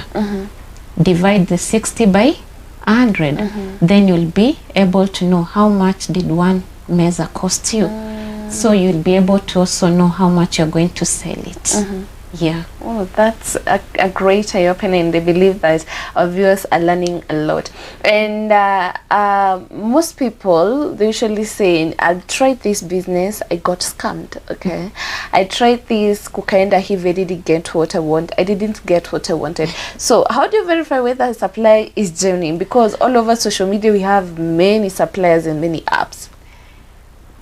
Very interesting, because most of my clients have also got scammed. And it's because you find unataka kununua kitu China, but you feel that nikituma Esther akaniletea hii kitu kutoka China, how can I trust Esther with my money? Esther that I know, nitamtrust aje na pesa yangu? So wache niingie pale Alibaba, I order my merchandise or whatever I need from Alibaba. Now Alibaba is like any other online platform, Jumia, Kilimall. So all you need is scrutinize that shop on Alibaba. Get to know, are they authentic? Now another challenge you get is that umeona tu supplier ako active online, unamchat, nataka ABCD, unamtumia pesa. You don't even know where the supplier is. You don't know if it's a real one or it's a fake account opened. Now umetuma pesa, unaketi kungoja mzigo, haitawaifika. You get it? Yeah. Now people get scammed there. That's why I say there's a lot of need for trust and honesty in business, rather than rushing to do it online. And if you really do it online, scrutinize properly to get to know that that product, that factory is indeed genuine. Now the challenge is that utapata uone ni sawa iko genuine, umelipa pesa. Now you don't even know, huyu supplier hata ashindwe hiyo mizigo ni sawa nitaituma wapi, which warehouse. And there's one thing that people get it wrong. Nimenunua, good, the supplier was genuine, but si compare my contact na my shipping mark. Amenipakia mizigo zangu, ametuma kwa warehouse, zimeenda kwa warehouse, no contact, no shipping mark. Zitaenda kukaa tu kwa warehouse. Nobody will ever know who these goods belongs to. Uko pale unahanda supplier au kutuma mizigo zangu na anakuonyesha evidence, I sent them to the warehouse. But pale kwa warehouse, nothing can be loaded to the container without a contact and a shipping mark. Because ikifika Kenya, nani atalipia, tutaitia nani? So all we need is to get proper details. So kama umetuma na auko imeandika hizo details, be sure that huo mzigo utapotea. The details really matter when it comes to details really matter. Those are a must thing. If you send your product without details, be sure that it will get lost. Yes. And there's something that you've mentioned, make sure that you do a research you're placing on other products. Yes. And most of the places that nowadays ukiangalia that is on social media, we have different apps so you can get to order things, you know, from different places. How important is social media and e-commerce in today's, that is, import business? Now, just back to what we mentioned, make sure you scrutinize the company. Again, further, go and make sure that they sent you a sample. Oh, they need to send you a sample? Yes, so that you can be sure which product chenye nimeitisha ndicho nitapata. What I ordered versus what I get. Yes, because you find somebody will come and nimeona simu online. When I asked Esther for this phone to buy, aliniambia nini? Hii simu ita cost 100,000. Na mimi nikiangalia online, naona this phone is costing 20,000 from China. Kwa nini Esther anataka kunigonga a whole 80,000 to order this phone from China? Yet nimeona niki order by myself, it's costing me only 20,000. You proceed and order and to ignore Esther. Whatever arrives to you, it's not the phone. Kumbe walikuwa na market the cover. The cover. Oh no. Ama the screen protector. You get it? Yeah. So now I always say, make sure you ask for a sample. Although sometimes we have to pay for the samples. So unapata a lot of clients do not want to go that extra mile. Yeah? Nilipie sample, and that sample is quite expensive as well. You will not get the sample with the same price of the product. So the sample is expensive Yes. than the product? Yeah, the sample is expensive because Why? you know, itaenda kutengenezwa ikiwa peke yake, wakutumanishie. So, and they are not sure kama utanunua umewapeleka hiyo cost ya producing that one product for you to be sure this is indeed what I want. So they tend to put the cost higher. And what if it's not what I want? They always own up to that mistake and redo. Yes, Chinese I'll say I really give them credit on that. I think next time we'll make sure that you help us tackle the opportunities that people can venture that is into the Chinese market. Yes. But right now, as we wind up, I would want you to tell us what was your biggest challenge when what is your biggest challenge when you're outsourcing that is matters to do with logistics and local industry? My biggest challenge. Okay, now so far it's no longer a challenge. The first one was language. Language barrier when I was sourcing between myself and the factories. That was the biggest challenge I found. Because by then, when I was starting, I didn't get to know the Chinese language. But now, I'm perfect in that. I can type in Chinese. So I can communicate with the supplier without even him getting to know that I am a foreigner. Ana deal na mimi akijua, ana deal na local. Kwa hivyo hata nigonga. Another challenge when sourcing is from the clients themselves. One of the biggest challenge I get ni kuwa client atakutumia 1,000 pictures. Umtafutie zote na kwa hizo 1,000 anataka moja tu. And sourcing, I can tell you, it's quite expensive because you have to move from this factory to this factory. You know, in China, kama kampuni inatengeneza vijiko, haitatengeneza masahani. So be sure, if you sent me kijiko, I have to move to the spoon factory. If you sent me masahani, I have to move to the masahani factory. I have to move to the sufuria factory. So it's quite expensive. Na saa hiyo umenitumia 1,000 products and you just need one. So my urge to the clients is identify what is the most important for us to save time and also the cost, because I don't want to overcharge you for my sourcing fee. Okay. Yes. Wow. I think we'll put a pin on today's conversation because it's quite broad and I know people wanajiuliza maswali mengi. We'll put a pin on today's conversation, but I believe that people have learned a lot because our time is up. But to that person mwenye ako interested or anataka that is called source the vitu that is in China, you can share your contact on where they can access you. Sure. My contact is 0725 160 694. Okay. 0725 160 694. I'm sure atakutafuta, and thank you so much for availing yourself on today's show.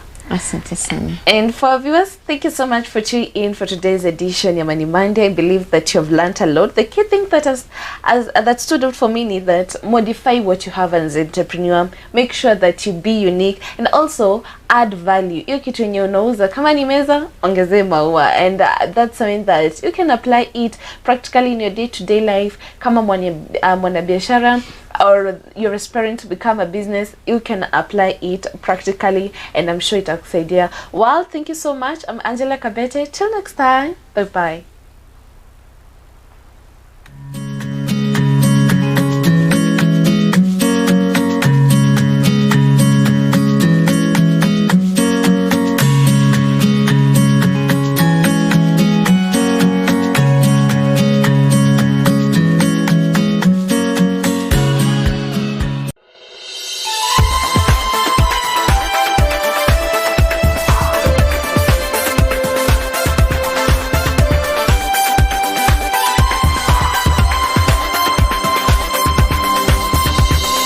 Mizpah TV, keeping the fire of the altar burning.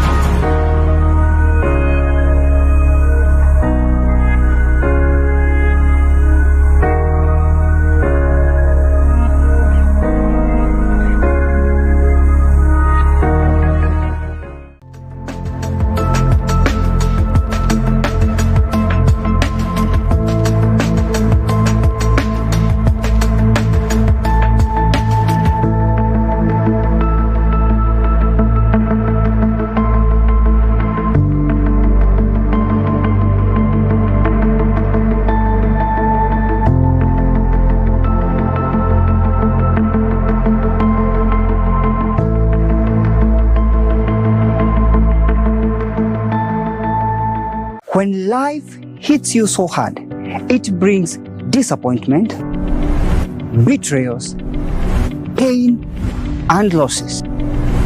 These wounds cut so deep, leaving scars of rejection, despair, and condemnation.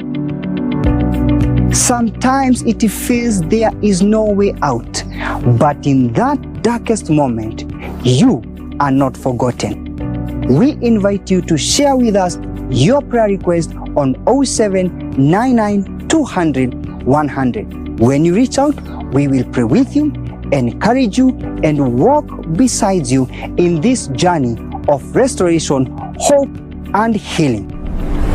Remember, no matter the situation, God's word is the anchor. It carries power to heal you, deliver you, and restore you. So today, speak life into that situation.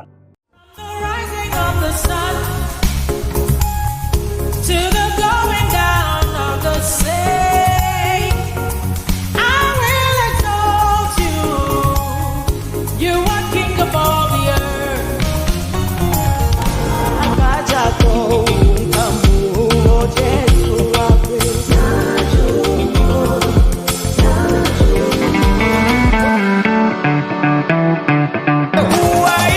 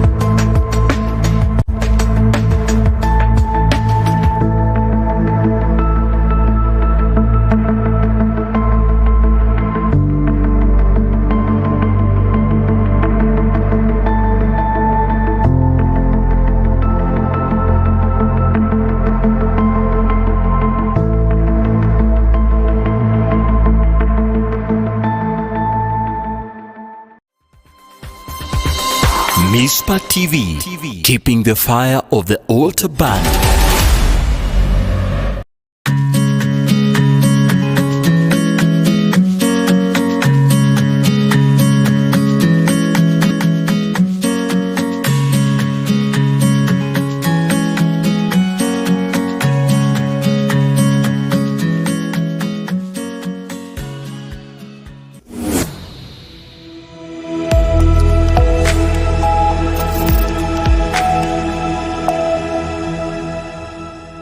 Everybody, well, they say a good man leaves inheritance to his children. That is what they say.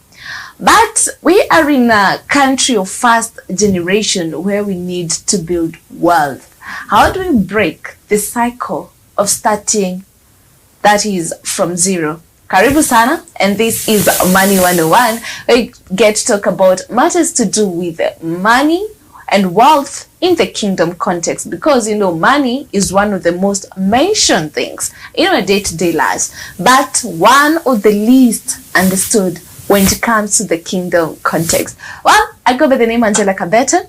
You can get to interact with us on our social media handles, that is on Facebook, on YouTube, at Mizpah TV Kenya, hashtag ni Money 101. And again, you can opt to use our top number, that is an 0799 100. Tuambie unatutazama ukiwa wapi na jina lako. I'll be so glad and happy to hear from you. Na pia tuambie, when you talk about generational wealth, what clicks in your mind? What clicks in your mind? Is it money? Is it land? Is it bicycles? Hizo vitu zote. What really clicks in your mind? Please give us your thoughts on our social media platforms. And that's why today, on Money 101, we are tackling that is generational wealth from a kingdom perspective, from a biblical perspective.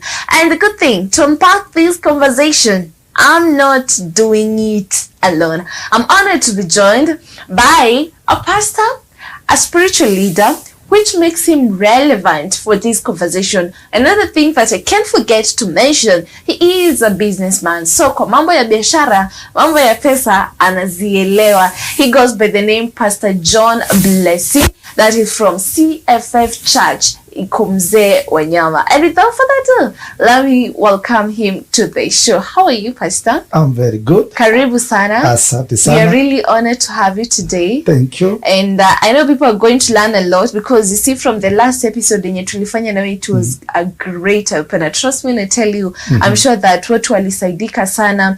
And I know people's lives when it comes to, because the last time we were talking about that is waiting upon God and responsibility.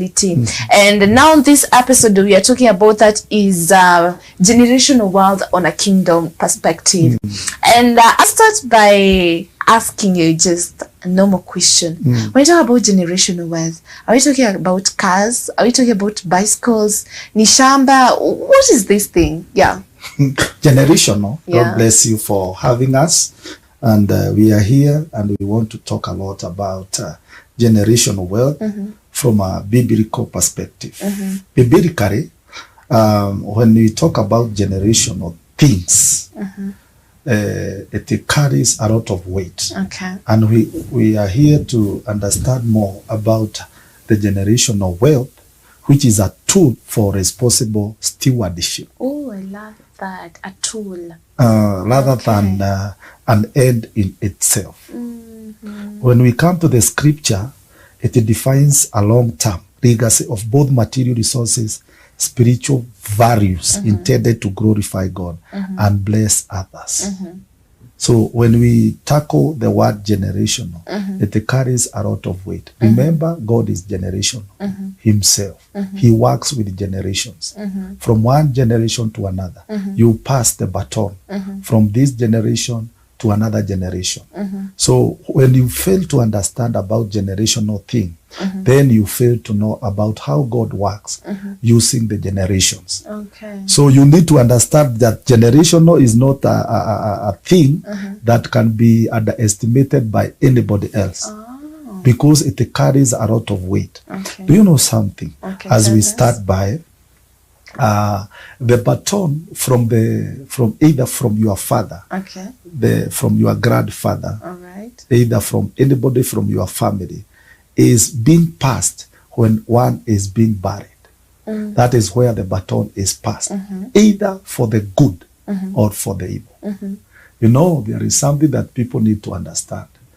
Things that to do with generational, it is a wrong term building something, something that was built by people using the might that these things needs to pass through our generations and generations and generation. Now, I was saying, if we are not careful for the things of generations, now we will die early without understanding what is happening in our generations. I was saying, for the things to be passed to another generation, it is passed when somebody is dying or one is dead during the burial day. Because the things of generation cannot be buried. It is given either to anybody when that spirit is being buried of that somebody. And you know, it's whatever you're saying is really good, and it's really wise, but sparkling a lot of questions in my mind, because I'm sure Pia, my viewer, are in that position. So does it mean when you say someone is working on building that is generational wealth, it's not to be utilized for the moment, it's for the future? Is that what you're saying? What I'm saying is that you need to sit down with the people present at that time. You give the idea of what you want to have. You give them the idea, sell that idea to them. Give them your plan. Give them what you have in mind. Begin to build that thing. Because it is a long-term thing, it needs a lot of work to be done, and a lot of learning, and a lot of caution, and a lot of discipline. For it to reach to another generation, it needs to be defined as one of the important things needed to be taken care of. Now, when we understand this as per the scripture, what you said, that a good man leaves an inheritance to his children's children. This highlights means God desire for long range planning. He desires. So planning you when plan. It comes to building. Exactly. Okay. Number two, it needs a lot of encouraging families to build a foundation that spans multiple generations. And again, wealth is meant to provide stability and opportunity for descendants. But it should not be an idol. You see, it is good to say that. Usipitishe uchawi kwa watoto wako, lakini huwa inapitishwa. Kwa mambo ya utajiri, inatuonyesha ya kwamba Mungu anataka watu ambao wako na plan. People who can plan. I'm doing things not because of myself. I'm doing this because of the generations to come. That's the mindset. That is the mindset. Okay. You see, the Bible says that God told Abraham, I will make you the fathers of the nations. If you read Hebrews, it says, through Abraham, we are blessed. So until the time God said to Abraham, I will make you the fathers of nations, he decided to bless us, even as today, we are blessed through Abraham. So blessing comes through generations because somebody did good and planned good. It started with somebody. With somebody. Okay. And he did good, even in the eyes of God. He planned good. And then it passed to somebody who is careful and somebody who is watchful to that blessing. Some of the people, they are very poor in matters of planning. Okay. But to God, he is encouraging people to have good plans, for them to see that tomorrow it needs a lot of blessing to that generation. You know, if God bless you with children, let them know what you are doing. Teach them bit by bit. I like the Asians. Asians, they used to train their children about business, how to do it, how to take care of money, how not to misuse, how to know that this is our life. Okay. You can meet one shop having either 100 Asians, And when they sit down and tell you, I shared with somebody, and I asked her, how many generations passed before you? And he told me that now the generation that works in this shop, we are the 11th generation. So they train their children. We as Christians, we are very poor. What I know, I refuse my children to know. I cannot give them what I know. I just want to die with what I know. Very selfish. We are the people that people cannot be admired to copy. In fact, Christians, they are very bad. Oh my God. And there's something that you mentioned in relation to what you're saying, because it's bringing that aspect of stewardship. For a person who is watching you and currently they're facing that is a financial constraints, and let me say financial demands, how can they balance the current stewardship as they build that is generational wealth? Because that sometimes with all these hardships that I'm facing, is it possible for me to build generational wealth? Yes. How? Yes, you can. You know, if you understand the matters of stewardship, you will be able to build the sustainable wealth to the across generation, by the way. When you sit down and you remove that spirit in you, the spirit of self-love, that saying, the spirit that says that let me just do this, I struggles alone, I will eat alone, I have nobody that I can pass the baton to. So these children, they are drunkard. The reason why you see so many people failing in this life, it is because they fail to teach their children what they are doing at the moment. They fail even that small business. They fail to teach their children about the importance of having the spirit of stewardship to that small business.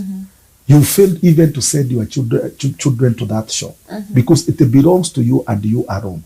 So the time that either you are dead or sick, and you happen to send them there because they know these things belongs to my mother or my father, they will misuse it to the maximum. Oh, I see. They were never taught on how to take care of those small things. Now, how can you tell me that you failed to show me how to do these things you are doing, and yet you are dying, and you want me to continue with that thing? That thing ends with you. And that is the reason why you see so many people, if they happen to die, their children, they are becoming worse and worse, and nobody admires what they do. I remember one pastor, when he died, the children told us that we hate the God of our father. We hate him. He never taught us anything to do with God. God was for him and him alone, not for the family. You see, even God himself need to be passed through our generation. Is that spiritual wealth? Is that the spiritual wealth? That is a wealth of the spirit. Oh, that's the spiritual Now wealth. I'm passing what I have to my children. I'm passing this God to them. I want them to understand. I have God, have this God. Let our God be a generational God. You know, Islam, they are very serious with their gods. They teach their children how to do things. Even in matters of business, go to town Nakuru, meet their children selling what their parents are supposed to do at the moment.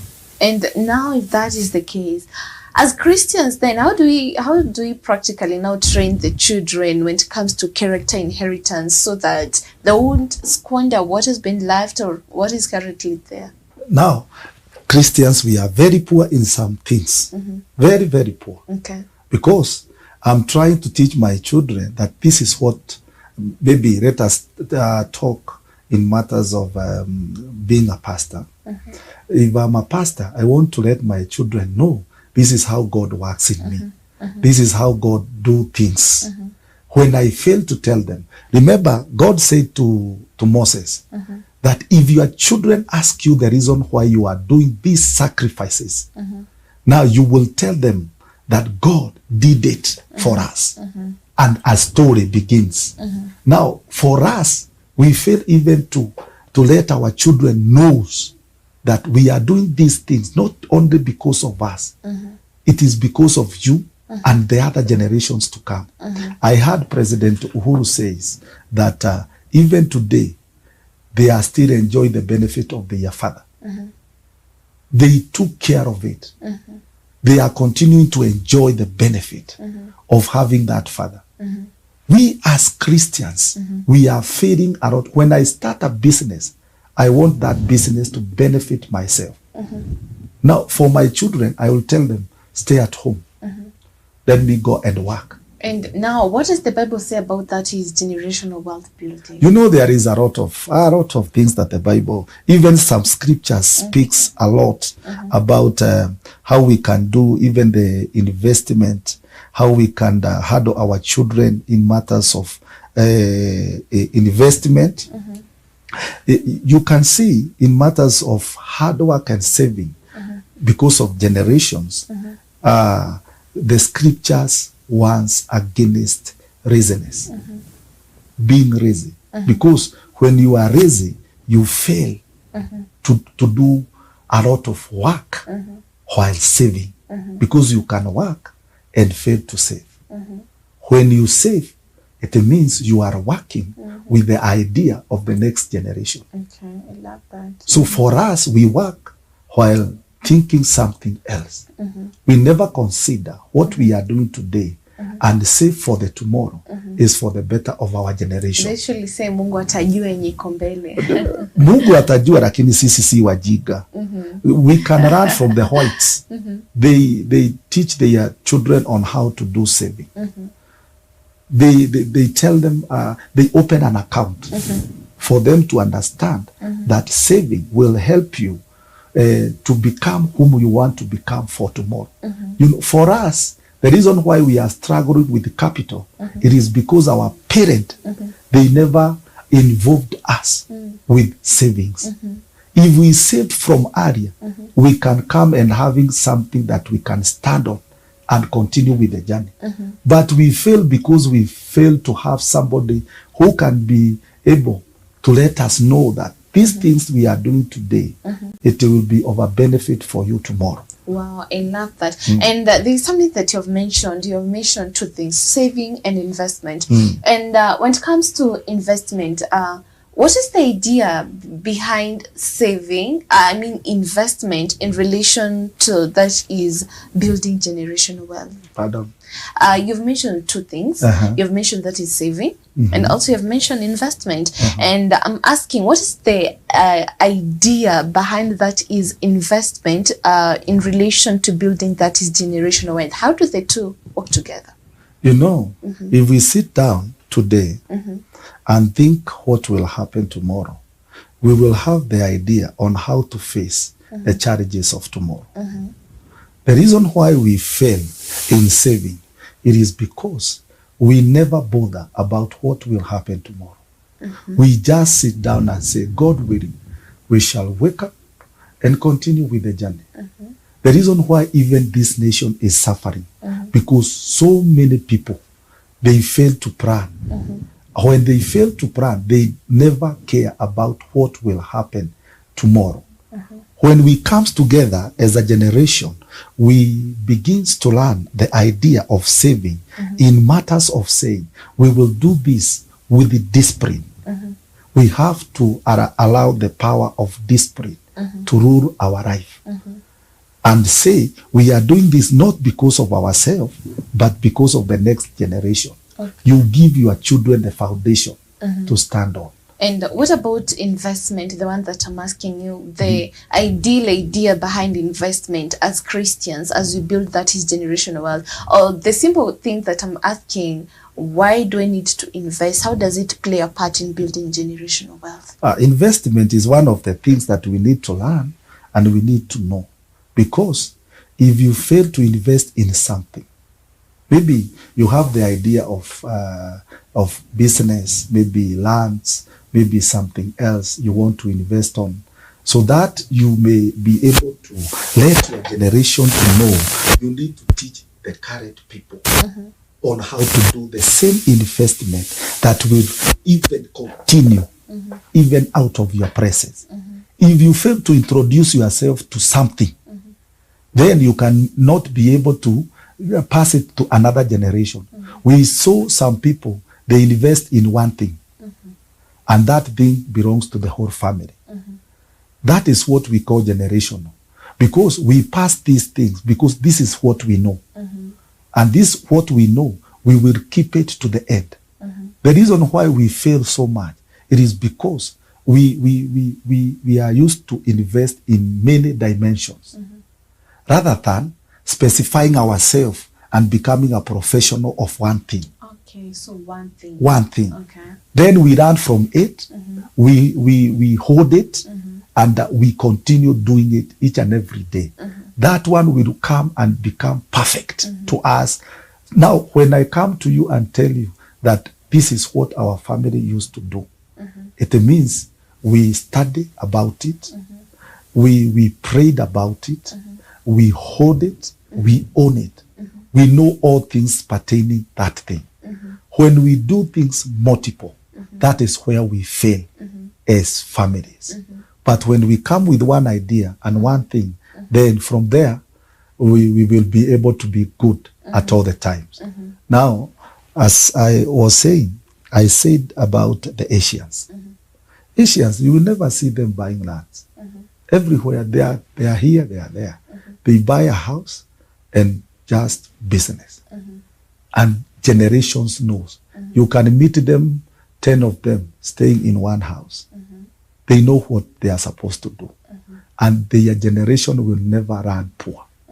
For us, tuko kwa kuku, kwa maembe, kwa ng'ombe, kwa buzi, kwa avocado. Hii inakula hii, hii inakula hii. Tutapatiana nini?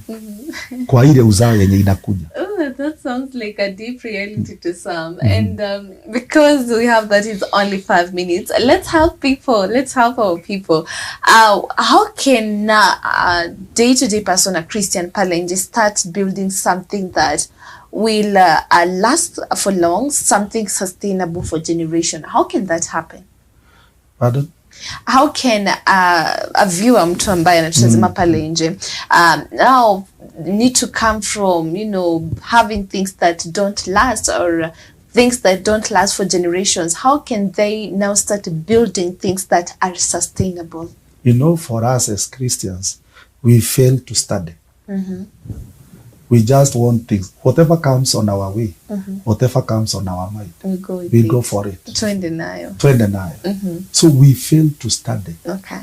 We fail to sit down and think and say, these things is good for us. Now, let us go deep to it and know how many people goes with this one. What can I do more better than that person? If you fail to learn and you want to begin anything, let me tell you, you will fail very soon. If you fail to study that thing, then you will go down, whether you like it or not. I was pursuing the class of on how to do and a business of shares. Okay. And before I do anything, I went and studied.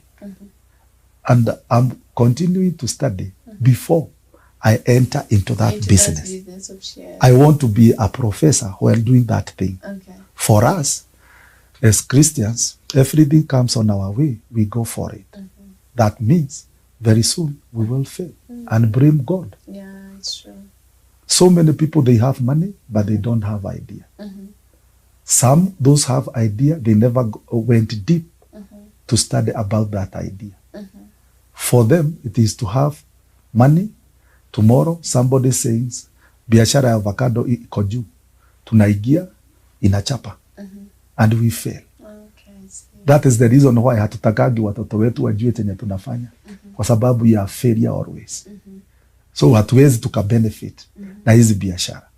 Na generations zenye zinakuja, hawawezi we have people ambao wako na kampuni za avocado. Ninajua mmoja. Ukisikiliza penye anakuambia, utajua kabla aanze alifanya hesabu. For us as Christians, we are very slow. Even the Bible itself, kuiangalia, because the business wise scriptural, is written in the book of Genesis chapter 1 verse 27. It is written there. That is a business idea God gave to the people. When he said, go multiply, replenish, subdue. That is a business theory. God gave them the idea to go and do business. You cannot multiply unless you sit down and think. You cannot multiply unless you sit down and think. Yeah. I love that, and I believe someone out there should take that to the bank. So I believe that people have learned a lot, and as we wind up, because actually our time is up, on your personal level, when it comes to building generational wealth, what is that one thing that I wish I knew this before I started? Please tell us. Yeah, I've done a lot of things and I failed. Okay. Because I never sat down by myself and asked, is these things good for me and for the generations to come? Okay. And I have done a lot of business, but they failed. Because by myself, when I have money and somebody is saying, let us do this, I go for it. And for that thing, I failed on the way. To my children and the generations to come, they will say, we had a grandfather who never invested anything that we can enjoy. As per the Bible says, a good man. So they will say, we never had a grandfather who thought about the generations to come. So they will hate my God. They will hate what my existence on earth. They will hate it because I failed them. But for today, I'm very serious. Very, very serious. Whatever I want to do, I must study. So the key is studying. Yeah. Okay, so thank you so much for availing yourself for the show. We're really honored, and I believe that people have learned a lot and their lives are going to be transformed out there. And for viewers, thank you so much for tuning in for today's episode of Money 101. Today we're talking about that is building generational wealth in a biblical perspective. I believe there's something that has stood out for you.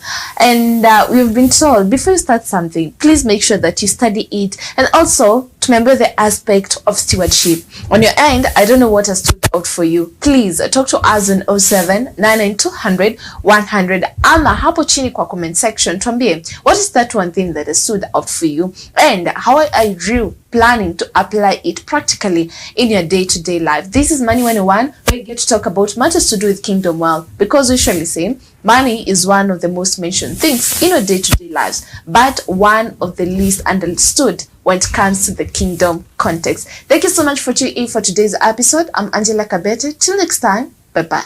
Bye-bye.